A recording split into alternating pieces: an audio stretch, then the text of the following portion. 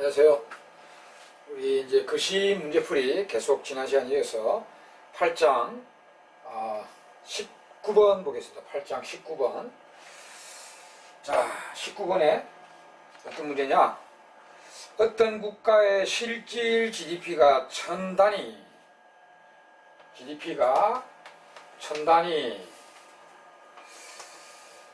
한편 이 나라의 경제 주체들의 민간 소비는 200, 투자는 150, 정부 지출은 400이다. 이 나라의 순수출액. 자, 여기 우리 GDP 구하는 공식 중에 하나가 이런 게 있었죠. CIG 순수출 이런 게 있었죠. 요 식이 퍼뜩 떠올라야 됩니다. 이 문제를 보면서 GDP 얼마다, 소비, 투자, 정부 지출 얼마다 이랬으니까. 그러면 이제 소비는 200, 투자는 150, 정부 지출은 400. 그럼 순수출은 얼마입니까? 그 다음에 600, 750이죠. 600, 750이니까 1000이 돼야 되니까 250이 되겠죠. 이렇게. 답은 3번 되겠습니다. 아주 쉽죠. 그 다음에 20번 보겠습니다. 20번. 어느 폐쇄경제, 수출입이 없다는 거죠. 폐쇄경제의 거시경제 상황이 다음과 같다. 자료 주습니다. 밑에 민간 저축과 GDP의 크기를 옳게 작성해. 자, 민간 저축도 얼마인지 알아봐라. S죠, S. 민간 저축은 얼마며 GDP는 얼마인가? 이렇게 물어봤습니다. 그 밑에 보니까 조세 5천, 정부 민간 투자 11,000, 민간 소비 5천, 5만, 재정적자 1000. 그럼 여기도 나왔다시피 우리가 폐쇄경제에는 순수출이 없으니까 이 경우 이제 CIG로 구할 수 있겠죠. CIG 이렇게. 그러면 이제 민간 소비 5만, 민간 투자 11,000 플러스 정부 지출 얼마냐? 정부 지출은 바로 안 줬죠. 안 주고 재정적자가 1000이다. 재정적자라는 거는 재정이 적자가 난다. 정부 지출이 더 많다는 거죠. 조세보다. 이게 재정적자잖아요. 돈 거둔 것보다 돈 쓴 게 많은 게 적자잖아요. 재정적자. 그 재정적자가 1000이다. 그럼 여러분 이게 조세가 5,000이잖아요. 5,000인데 그러면 정부 지출이 6,000을 썼다는 거죠. 6,000이니까 재정적자가 1000이 발생하죠. 1000. 예. 그럼 이제 정부 지출이 6,000이다. 이걸 알 수 있죠. 그럼 여기 이제 6,000 더하면 GDP는 17,000에다가 이제 67,000이네, 그죠? 67,000원. GDP는 67,000이고, 뭐 답은 뭐 3번 나왔네요. GDP가 67,003번밖에 없잖아요. 그죠? 문제를 잘못 냈죠. 또 하나만 구해도 뭐 바로 답은 3번이네, 그죠? 저축이 12,000이 나오는 거 한번 볼까요? 저축은 여기 이제 포인트가, 저축은 처분 개념이잖아요. 우리 GDP가 소득인데, 소득을 갖고 우리가 뭐 소비, 저축, 조세, 수입으로 무조건 처분하게 되죠. 이게 항등식이죠. 이 67,000원을 이렇게 4개로 처분하잖아요. 그죠? 그리고 이제 수입이 없으니까 이거 제끼고, 이게 67,000에서 소비는 5만 했죠? 5만 했고, 조세 5,000 냈죠? 그러면 저축은 12,000이라는 것이 나오죠. 67,000이 이렇게 처분되니까 5만, 12,000, 5,000 이렇게 처분되니까 민간 저축은 12,000입니다. 그죠? 자, 그렇게 이제 이 식을 우리가 Y는 이건 이제 처분되니까 CST 임포트로 처분되잖아요. 다음 이꼴 국민소득은 이제 CIGX 물론 수입을 빼지만 계산할 때 이렇게 이제 요거로 국민소득이 결정되죠. 그럼 결정되면은 이렇게 처분이 되잖아요. 이렇게 네 개로. 자, 그 다음에 21번. 어느 기업이 1, 3분기 동안 1억 원어치 제품을 생산했으나 소비 부진으로 전혀 판매되지 못하고 재고로 쌓아두고 있었다. 재고로. 근데 4분기에 들어 소비가 되살아나면서 이 중에 5천만 원치를 소비자에게 판매했다면 연간 GDP의 구성에 어떤 변화가 생기는가 했어요.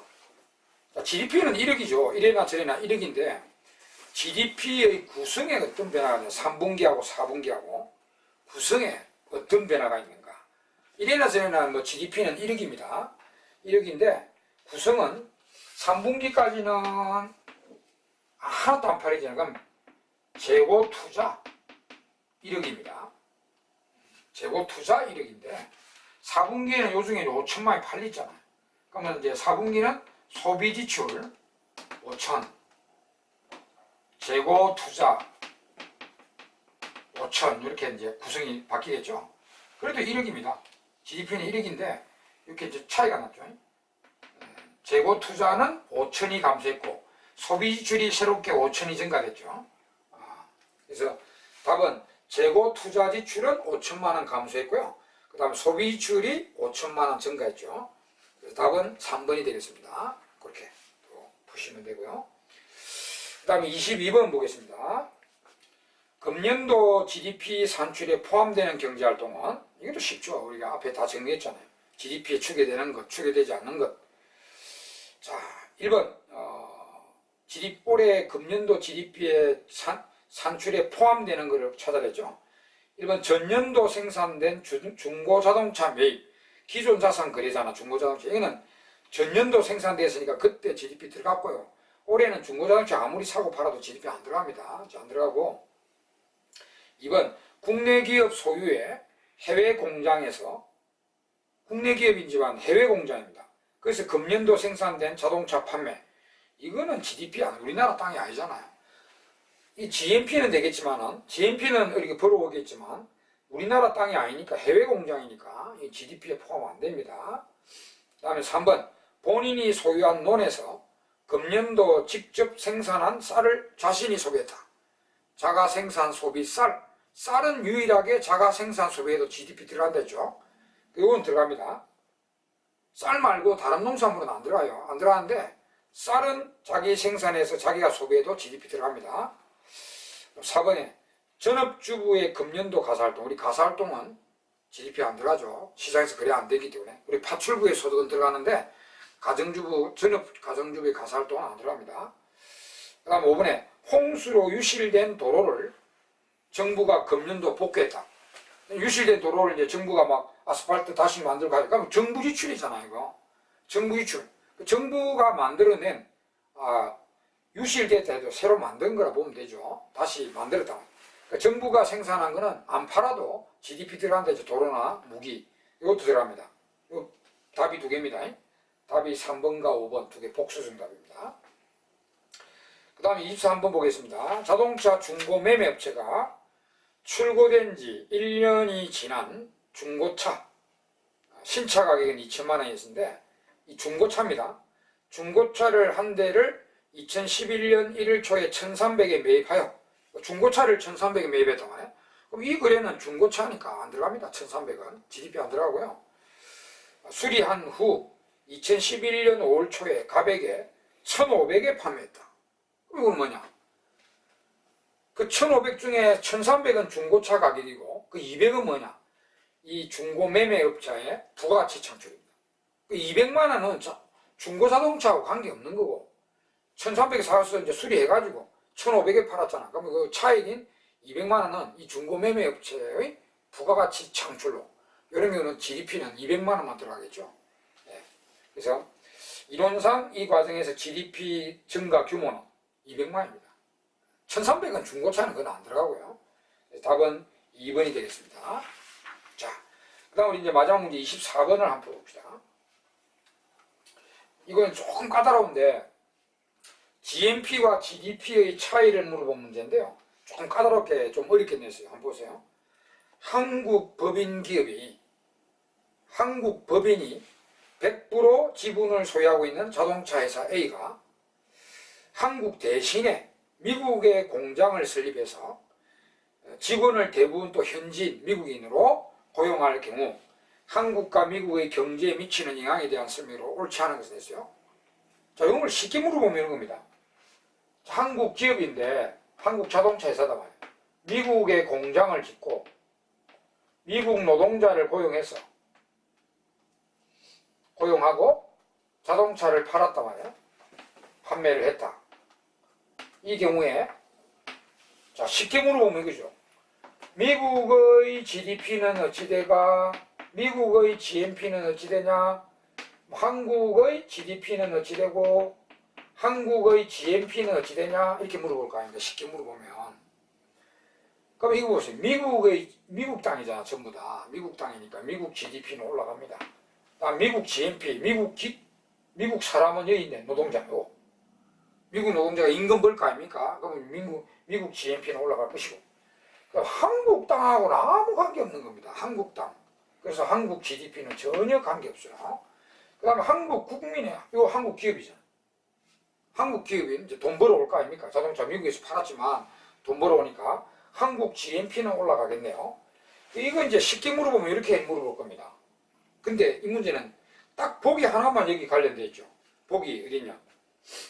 보기 2번에 보면은 미국의 GDP와 GNP가 모두 증가한다. 뭐죠?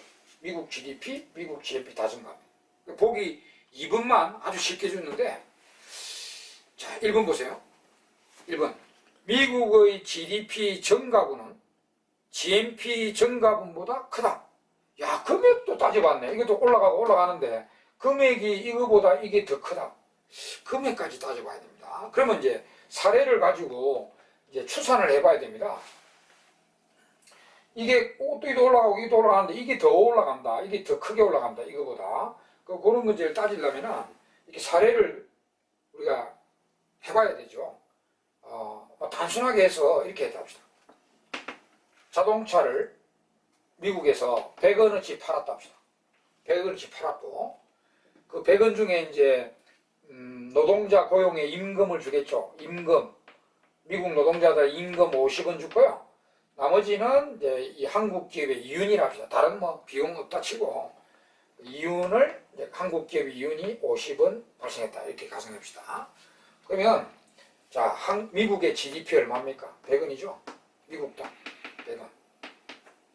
근데 미국 GNP는요, 요것밖에 안 되잖아. 50. 미국 국민이 벌어간 거는 50밖에 안 되잖아요. 50. 이렇게. 한국 GDP는 빵이고요. 한국 GNP는 요 50 요 벌어오네요. 한국 기업이니까 요 벌어올 거 아닙니까? 그래서 한국 GNP는 50 이렇게 된 겁니다. 이런 사례까지 이제 들어가야 되니까 좀 요 문제는 좀 어려운 문제라고 볼 수 있고요. 그래서 일단 1번 맞아요. 미국 GDP 증가분은 GNP 증가분보다 크다. 또 이런 보기 4번 한번 보세요. 한국의 GDP 감소분은 GNP 감소분보다 크다. 무슨 감소분이 나오네? 이 감소가 어디 있어요? 한국 GDP는 빵이고 한국 GNP는 50이다. 이러는데 감소분 이렇게 이야기하는데 문제를 잘 보니까요. 이 한국 기업이 한국 대신에 미국에 공장을 짓고 이랬죠. 그러면 이제 한국 대신에 미국에 공장을 지어서 이렇게 했다. 이렇게 했으니까 그러면 한국에 공장을 짓고 한국 노동자 고용해서 한국의 자동차를 100원을 팔아면 어찌 되냐. 그까지 비교하라는 문제가 나왔네요. 그죠? 똑같이 했다 합시다. 한국에 공장을 짓고 한국 노동자 고용하여 한국에서 자동차를 100원씩 팔았다 합시다. 그죠? 그러면 그래가지고 한국 노동자 임금 50원 주고 한국 기업 50원 이윤 벌었다 합시다. 이런 경우는 이제 한국의 GDP가 전부 한국 땅이니까 또 한국 국민이니까 한국 GDP가요 100원이 될 것이고 한국 GNP도 100원이 되겠죠. 이렇게 될 것을 이렇게 했다 이 말이죠. 이 문제 자체를 보니까 이렇게 될 것을 이렇게 했으니까 보세요. 한국 GDP는 100원이 감소하고 있고요. 그래도 한국 GNP는 100원에서 50원밖에 감소 안 합니다. 그러니까 이제 보기 4번도 맞죠. 그죠? 네. 자, 그러면 답은 3번인데요. 다른 거 다 맞으니까 답은 3번인데, 그럼 3번이 왜 틀리는가 봅시다. 이렇게 한국의 기업의 해외 직접 투자가 이렇게 증가하면서 GNP라는 지표가 더욱 중요해지고 있다. GNP라는 지표가. 자, 언뜻 보면은 이렇게 우리나라 기업들이 외국에다 계속 우리 동남아로 가고 하잖아요. 동남아로 가고 이렇게 외국 기업들이 우리나라 기업들이 이제 외국에다가 공장을 많이 짓고 경제활동 많이 한단 말입니다. 그럼 여기 보면은 그렇게 되면은 우리나라 GDP는 계측이 안 되잖아. 0이고 그래도 GNP는 벌어오잖아요. 그죠? 그러니까 언뜻 생각하면은 이렇게 우리나라 기업들이 계속 외국에다가 공장을 짓고 하면은 GDP가 무슨 의미가 있나? GDP는 없을 것인데 그러니까 GNP를 쓰자. GNP를 다시 쓰자. 이런 말이 나올 수 있는데 이거는 잘못된 거예요. 오히려 역입니다. 역. 오히려 역으로 생각했어요. 우리 세계적으로 국민소득 지표를 옛날에는 GNP를 써왔잖아요. 이미 80년대에 그 GNP를 쓰다가 80년대 선진국들이 요거 안 되겠다 이거 GDP로 바꾸자 해서 바꾼 겁니다. 80년대 때. 왜 그러냐면 선진국들이 이런 현상이 자꾸 나타났거든요. 선진국 이건 한국이지만 선진국들이 저 나라 기업들이 자꾸 외국에다 후진국에다가 막 이렇게 공장을 짓고 하니까 이 GDP가는 없고요. GNP는 벌어오는데 GDP가 없어지는 거죠. 그러면 역으로 생각해 보세요. 이되면은 GDP가 없다는 것은 뭐냐면은 국내의 경제활동, 국내의 생산활동은 전무하다는 거 아닙니까? 외국에다가 공장을 지어갖고 벌어놓아. 돈은 벌어오는데도 먹고는 살겠죠. 먹고는 사는데 국내의 기업은 하나도 없기 때문에 기업의 국내 경제 활성화, 국내 경제활동 이런 거는 하나도 없다는 거 아닙니까? 그럼 그 더 큰 문제죠. 그럼 그 나라는 완전히 소비 경제로 바뀌는 거 아닙니까? 외국에서 돈은 벌어와서 먹고 사기는 하는데 국내 기업이 하나도 없기 때문에 그럼 우리나라 취재 예를 들어서 우리나라 기업이 하나도 없다. 공장이 하나도 없으면 우리 대학생들 대학 졸업에 어디 취업합니까? 취업할 데가 없잖아요. 네? 놀아야 돼. 공장이 하나도 없는데 기업이 전부 다 외국에 가야 되는데 그죠? 그러니까 역으로 생각하면 이렇게 해외 직접 투자가 자꾸 나면서 뭐가 더 중요해지는 지표냐면 GNP보다는 GDP가 더 중요해지고 있는 겁니다. GDP가 얼마냐 이거. 국내 경제 활성화 활동면에 봤을 때 이 GDP가 얼마냐 이걸 포인트로 잡아서 그 관심을 쏟는 게 더 중요해지고 있거든요. 그래서 이미 80년대 선진국들이 이거 안 되겠다 이거. 이게 중요하다. 이렇게 바꾼 겁니다. 그래서 이 보기 3번이 틀린 말이죠. 이렇게 될수록 오히려 GDP가 얼마가 되는지 이게 국내 경제 활동 면에서 더 중요해져. 이걸 더 관심을 쏟아야 된다. 그죠? 네. 그래서 답은 3번이 되는 것입니다. 자, 그 다음 이제 8장이 끝났고 이제 9장으로 넘어가겠습니다. 우리 9장은 이제 국민소득 결정 이론의 케인즈의 기초 이론이죠. 9장은 국민소득 케인즈 이론이죠. Y 결정설. 생산물 시장에서 생산물 시장만 고려하여 여기서 국민소득이 어떻게 결정될 것이란 그런 이론이죠. 물론 이제 이 이론은 여기서 끝난 게 아니고 아주 12장의 ISLM, 13장의 총수요, 총공급이 계속 연결되고 있죠. 그죠? 12장이잖아요. 생산물 시장에다가 IS에다가 이제 화폐금융이 추가되는 거고요. 그럼 이제 13장은 또 요 ISLM을 합친 게 이제 총수요측 시장이고 그다음 총공급까지 넣어가지고 이제 점점 시장을 확대해서 나가는 게 12장, 13장, 9장 그게 다 연결되어 있어요. 9장, 12장, 13장 이렇게 연결되어 있다. 그죠? 그래서 9장도 잘 봐야 됩니다. 자, 9장은 이제 케인즈의 생산물 시장 우리 그림 딱 그려보면 이게 생산물 시장이고요. 이게 소득이고요. 생산물 시장 공급, 붕어빵 공급이죠. Y는 CST 임포트. 뭐 가계기업 정부 해외까지 다 고려되는 이제 붕어빵 공급. 여기 있으면 우리가 이 공급이 총 공급이 협의의 공급이죠. 그 노사자기 능력이 아니라 빵 만드는 능력이 노사자기 능력이 아니라 그거는 광의의 총 공급이고 여기 구장에서만 이 총 공급은 진짜 붕어빵 공급이죠. 네. 붕어빵 수요 CIGX 여기서 이제 균형해서 국민소득이 결정된다는 그런 설 아닙니까? 그래서 이 이제 케인즈설은 핵심이 여기서는 그겁니다. 요거 소득이 얼마나 계산하는 거죠. 계산하는 거는 Y 꼴 CIGX 이렇게 해서 계산하죠. 그리고 이제 여기서 소득을 증가 감소시키는 요인과 소득을 변화시키는 요인과 방향은 뭐 같이 공부하는 거고, 그 다음 계산 문제죠. 성수이론. 이런 것이 핵심입니다. 구상에서는. 자, 문제 하나씩 보면서 우리가 알아보도록 합시다. 1번. 자, 1번은 요거 아니고 이제 용어정인데, 갑의 가처분 소득이 월 30에서 38만 원으로 증가함에 따라 저축이 5만에서 7만으로 증가했다면 갑의 한계 소비 성향은 이랬어요. 이 한계 소비 성향, 한계 저축 성향 용어 정의 물어본 겁니다. 우리 한계 소비 성향은 요거죠. 소득의 변화분에 대한 소비 변화분이잖아요. 변화분에 대한 변화분. 한계 저축 성향은 소득의 변화분에 대한 저축의 변화분이죠. 네. 우리 이 케인즈 이론 두 개 합치면 무조건 1이죠. 스몰 C라고 스몰 S라 하는데 이게 두 개 다 무조건 1이 됩니다. 그럼 지금 이 문제는 소득이 30에서 38, 그럼 소득 증가분이 8만이잖아요. 요거부터 해볼까? 8만이 증가됐다. 그 다음에 이제 저축이 5만에 7만에 2만원 증가됐죠. 그럼 2만원 증가했죠.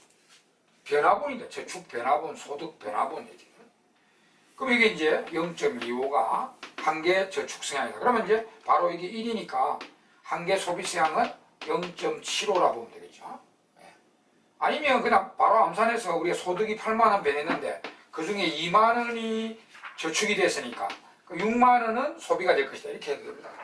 그러면 이제 0.75 바로 나오죠. 자, 1번은 이제 용어정의. 여러분 이거하고 헷갈리는 게 APC, APS잖아요. 평균 소비 성향하고 평균 저축 성향이 용어가 다릅니다. 평균 소비 성향은 그냥 소득에 대한 소비의 비율, 전체 소득에 대한 소비의 비율이 이제 APC고요. APS도 평균 저축 성향도 전체 소득에 대한 저축의 비율입니다. 변화분에 대한 변화분이 아니고요. 물론 이것도 이제 케인즈 요 두 개 다 하면 이건 이제 변수들이지만 요 두 개 다 하면 무조건 또 1이 되죠. 이런 특징을 보입니다. 자, 1번은 이제 용어 정의 딱 했고요. 바로 이제 3번으로 가겠는데 3번에서 바로 이제 투자의 성수효과 물어봤네요. 이는 이제 성수효과의 개념을 물어본 거죠. 투자의 성수효과랑. 자, 그러면 이제 우리가 이 케인즈 생산물 시장에서 이 소득을 변화시키는 요인과 방향은 누구죠? 이 그림 보면은 Y고요. CIGX인데 이 소득을 늘리고 줄이는 거는 뭐 결국 이제 이 총수요선이 이 총수요선이잖아. 이게 위로 올라가면은 이제 소득이 늘어나는 거고 이게 밑으로 총수가 떨어지면은 소득이 떨어지는 거죠. 이거는 항등식이니까 이거는 공급선은 움직이는 게 아니고요. 결국 이제 수요가 올라가고 내려가면서 소득이 변하죠. 그럼 이걸 이제 수요를 올리고 내리고 하는 요인이 자 일단 CIGX, CIG 여기 없지만은 정부 이전 지출도 들어오죠. 그 다음에 수출 5개가 증가하면은 수요가 증가하니 소득이 증가되고요. 그죠? 그 다음 이제 저축, 조세, 수입이 증가되면은 수요가 떨어지니까 이제 이렇게 소득이 떨어지죠. 이렇게. 이거 반대면 반대입니다. CI, GRX, STM 포트 이렇게 외우고 있죠. 케인즈 생산물 시장에서 소득을 증가, 감소시키는 요인과 방향 CI, GRX, STM 포트 이렇게 8개인데 결국은 이제 이 수요선을 이게 총수요선이잖아. 이걸 올리고 내리고 하는 요인들입니다. 이제. 총수요를 올리고 총수요를 내리고 하는 요인들이죠.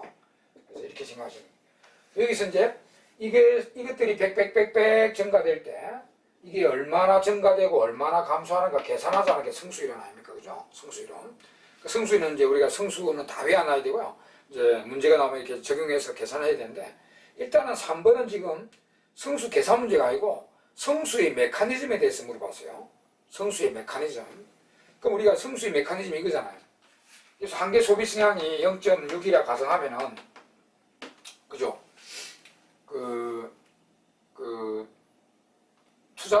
투자가 100 증가했다.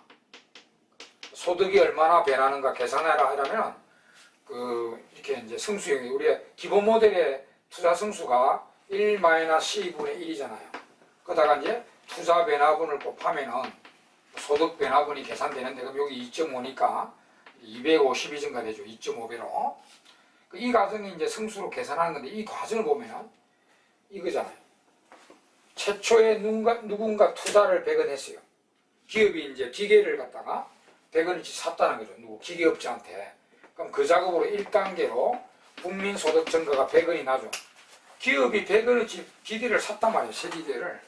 그럼 누가 기계를 만들어서 팔았을 거 아닙니까? 그럼 그게 최종 생산물이니까 그 작업으로 1단계로 국민소득이 100 증가됩니다. 그 다음에 이제 이걸 끝나는 게 아니죠. 2단계. 이게 가정되어 있잖아. 우리나라 국민 누구나 자기 소득이 증가되면 60%는 뭔가 물건을 사먹는다는 가정이 깔려요. 여러분, 이 가정이 안 깔려 있으면요, 한계 소비시장이 가정 안 깔리면 성수 이론은 아무런 의미가 없습니다. 이 가정이 있으니까 이게 기계를 판 업자가 자기 기계를 100원씩 만들어 팔았으니까 이 사람이 자기 소득이 100원 증가됐을 거 아닙니까? 그럼 이 사람이 그 100 중에 다시 60원어치를 소주를 사먹는단 말이죠. 60원이지. 그럼 또 소주가 또 60원이 또 팔릴 거 아닙니까, 시장에서. 그러면 또 GDP 증가. 그럼 소주업자들이 60원씩 소주를 만들어 팔았으니까 소주업자들이 이제 자기 소득이 60원 증가됐을 거 아니에요. 그 중에 또 36원어치를 붕어빵 사먹는다. 그러면 36원어치 붕어빵 사먹으면 또 붕어빵이 또 36원어치 새롭게 만들어서 또 팔린단 말이에요. 이렇게 연쇄적으로 나가잖아요. 무한기까지. 이게 제로까지 가서 이게 총 250원이 된다고 공부하셨죠? 이 과정입니다. 소비되고. 이 과정입니다. 이게 이제 중간에 누가 소비를 안 하고 차단돼 버리면 자기 소득 증가됐는데 그 중에 60%를 소비를 안 해버리면 이제 승수이론은 의미가 없어지는 겁니다. 중간에 차단돼 버리니까. 그래서 이 과정을 알고 계시죠? 그러면 이걸 적절히 3번에서 적절히 잘 설명한 게 답은 4번이죠. 4번 보세요. 4번.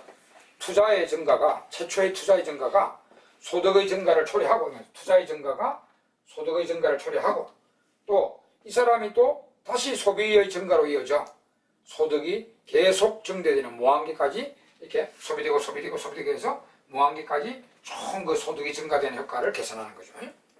이게 이제 답은 4번이 되겠습니다. 자, 그 다음 이제 4번은 그냥 정부 지출 성수 크기를 물어봤어요. 정부 지출의 성수 크기.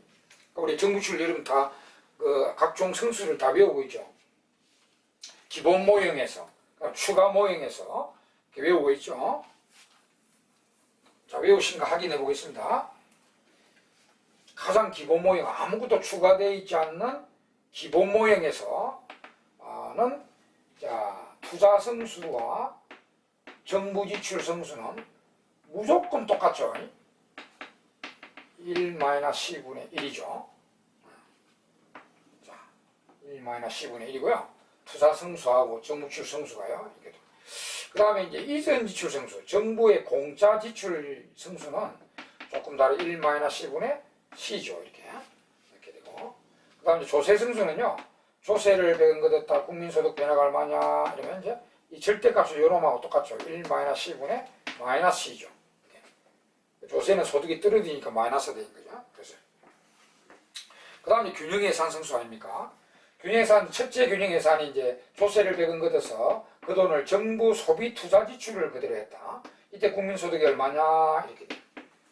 요거는, 요거하고 요거를 동시에 했기 때문에 요거 두 개 가감하면은 1-10분의 1-C로서 성수가 1이죠.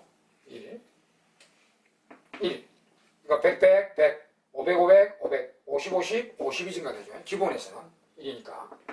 그 다음 이제 이거는 잘 안 되는데 그래도 이전 지출 균형 계산. 요거하고 요거를 동시에 한 거죠. 조세를 배금 걷어가지고 그걸 이전 지출을 그대로 했어요. 이전 지출. 이때는 이제 요놈하고 요놈을 동시에 하기 때문에 요거 두 개 가감하면은 1-10분의 10 빼기 C니까 성수가 0이죠. 이건 이제 100, 100 하면 변화 없습니다. 500, 500에도 변화 없고 0이죠. 변화. 이제 요렇게 이제 여기 기본 모델이죠. 기본에서 이렇게 되는 거고요. 그럼 일단 이제 여러분, 이건 추가 모델까지 나왔는데 4번은. 그래서 추가 모델, 추가 들어옵니다.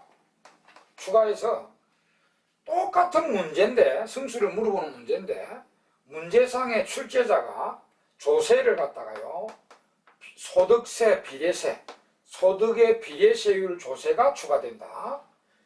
소득의, 잘 봐야 돼요. 이거 추가 요인이니까 꼭 기억해야 됩니다.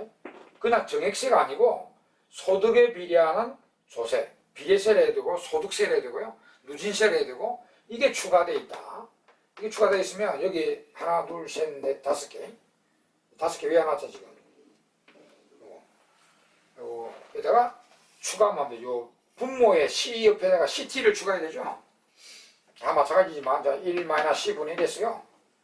이거 C 옆에다 플러스 CT, C 곱하기 T를 추가해서 계산해야 됩니다. 다 마찬가지로 CT 들어가는데, 근데 다 CT 들어가는데요. 여기 보면 요거는 아예 0이요. 이거는 왜냐면 분모가 어떻게 되든 간에 분자가 C 빼기 C잖아요. 무조건 이거는 이전 지출 균형 계정은 무조건 0입니다. 모델 불문하고 추가 모델 불문하고 무조건 0이요. 그러니까 신경 쓸 거 없는데 요거 조심해야 돼요. 기본 모델에서 1-C분의 1-C가 1이잖아요. 100 증가되는데 요것도 여기 추가되면요 1이 아닙니다. 이거 보세요. 1-C, 1-C가 1인데 여기 추가되어 있으면 역시 여기 넣어야 돼요. CT. 그러니까 여기 이제 1보다 적어지잖아 지금. 이게 들어갔으니까 이게 분모가 크잖아 지금. 그러니까 1보다 적어집니다. 그러니까 이거 조심해야 돼요. 여기 추가된 경우에 100 하면요 계산해 봐야 되겠지만 100 동시에 하면 이거는 증가되긴 증가돼. 100보다 덜 증가됩니다. 100보다 덜 증가돼요. 이거. 네. 그죠? 그 다음에 이제 두 번째 추가가 이제 수입 함수가 이제 해외가 도입돼 가지고요. 이 수입 함수가 들어오죠. 수입도 소득에 비례하잖아. 소득에 비례하는 수입 함수가 추가되어 있어요. 근데 추가도 잘 보세요. 수입은 그냥 소득에 비례 함수로 추가할 수도 있고 나중에 가처분 소득의 함수로 추가될 수도 있습니다. 근데 출제자 10명 중에 수입 함수를 추가하는 출제자 10명 중에 한 8, 9명이 수입은 소득에 비례함수, 그냥 소득에 비례함수로 추가를 합니다. 우리 기본세도 수입이 그냥 소득에 비례함수로 추가되어 있죠. 그리고 우리가 소비나 저축은 무조건 가처분이잖아요. 가처분으로 들어오죠. 소비나 저축은요. 그리고 가처분 조세가 있으면 무조건 가처분 소득의 소비함수, 가처분 소득의 저축함수로 이렇게 추가되는데 기초소비고 기초저축인데요. 이렇게 이제 추가되는데 수입은 물론 가처분으로 나올 수도 있고 그냥 소득으로 나올 수 있는데 그러니까 제가 출제자 10명 중에 한 8, 9명이 수입을 추가할 때는 그냥 소득의 비례함수로 추가한다. 근데 이걸 출제자 한두 명이 수입을 추가할 때 이것도 가처분으로 추가하는 경우가 있습니다. 그러면 성수가 약간 달라져요. 우리 기본수의 성수는 그냥 수입이 소득의 비례함수로 추가되어 있습니다. 그거 조심해야 돼요. 그냥 소득의 비례함수로 추가된 게 기본수에 나와 있는 내용입니다. 그거부터 출제자 10명 중에 8, 9명이 그렇게 하니까 그것부터 먼저 공부하고요. 그런 경우에 역시 여기서 이것도 추가하면 안 되잖아요. 1-C분의 1에서 요 C 옆에다가 플러스 M 한개 수입 순양인데 이걸 추가해서 계산하면 되죠. 그럼 다 마찬가지입니다. 그럼 이게 균형의 산성수도 보세요. 이게 되죠. 1-C에서 역시 플러스 M이 들어가니까 이것도 1보다 적어집니다. 이거 똑같이. 자, 그 다음에 마지막이 유발투자가 추가되는 거죠. 소득에 비례하는 이거는 B죠. B. 가속도계수가 들어가요. 이게 유발투자고요. VY 이렇게 이게 가속도계수 유발투자계수인데 소득에 비례하는 유발투자가 추가됐다. 그러면 이거는 이제 기존 요 성수에다가 1-C분의 1에다가 C 옆에다가 추가하는데 이거는 반드시 빼기 B로 추가되죠. 빼기 B. 그 빼기 B로 들어가니까 이거는 기본 성수보다 더 커지는 성수죠. 이는 조세와 수입은 누출이니까 요 기본 성수보다 성수가 작아요. 성수가 작아서 그만큼 같은 100 빼게도 소득 증가가 덜 증가되는데 이 두 추가 모델은 이는 성수가 더 컸어요. 투자는 오히려 주입효과이잖아요. 그러니까 이거는 성수가 기본보다 더 크단 말이죠. 네. 그건 다 마찬가지입니다. 이거 추가. 그럼 이것도 균형의 산성수도요. 이건 오히려 1보다 크겠네.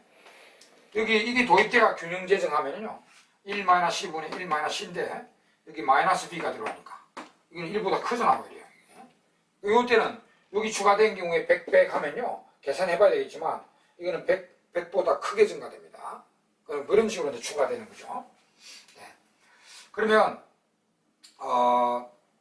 요건 이제 시험 문제를 위한 거고 하나 추가. 물론 이제 출제자에 따라서 2개를 추가하는 경우도 요 2개를 추가하는 경우, 요 2개를 추가하는 경우, 요 2개를 추가하는 경우까지 나오는데 2개 추가하면 중보는 넣으면 돼요. 여기 2개가 다 추가됐다 하면 여기다가 넣고 이거 넣고 또 이것도 요 위에다 플러스 M 또 넣으면 돼요. 중복으로 넣으면 돼요. 그래서 우리가 모든 요인이 이제 현실에 모든 요인이 고려된 투자 성수는 요거죠. 현실에 이제 이게 다 추가되어 있는 경우에 우리의 투자 성수는 정부출 성수는 이렇잖아요. 1-1분의 1이었어요. CT 들어가고 그 다음에 M 들어가고 그 다음에 B 들어가고요.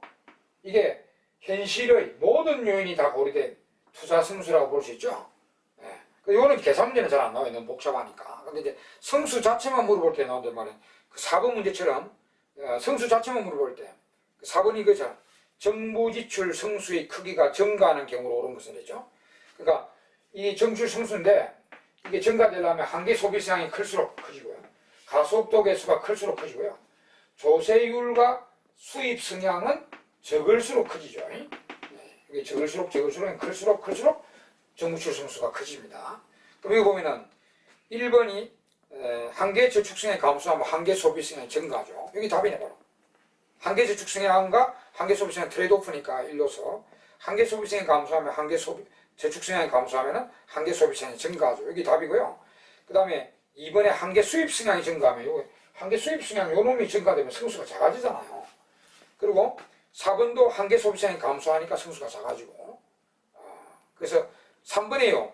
투자의 한계율은 이거는 성수하고 아무 관련 없어요.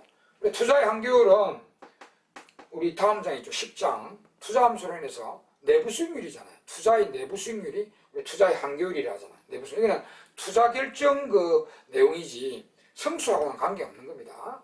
그래서 뭐 3번은 제끼고 그래서 여기 이제 오르라는 것은 1번이 답이죠. 1번이 답인데 자 이제 뒤에 이제 계산 문제 많이 있을 겁니다. 근데 우리가 아까 이야기했죠. 여기 이제 우리 기본서에 다 나와 있는 성수입니다. 근데 아까 요거 있죠. 우리 출제자 10명 중에 한두 명이 수입을 추가할 때 가처분으로 들어오면 그건 약간 이러면 따로 알아줘야 됩니다. 이거 기본 다 해놓고 따로 수입이 가처분으로 출제자가 도입을 하면 뭐가 좀 달라지는가? 이게 달라집니다. 출제자가 수입 함수를 도입했는데 이렇게 도입했어요. 가처분으로 조세가 빠지는 가처분으로 추가가 되면 여기서 딱 달라지는 거예요. 요거 하나뿐입니다. 요거.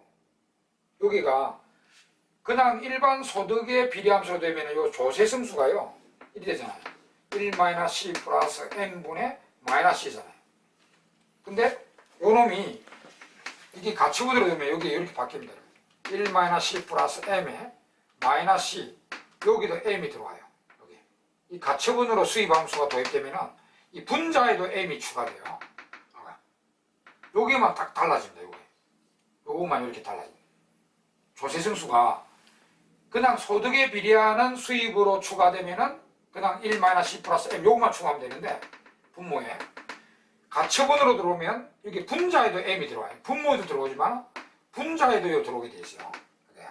여기 달라지고 우리 책에 없는 내용이죠. 이거 알아두고 설명은 제가 했어요. 기본 이론할 때. 그러면 여기 달라지니까 이 균형예산 성수도 달라집니다.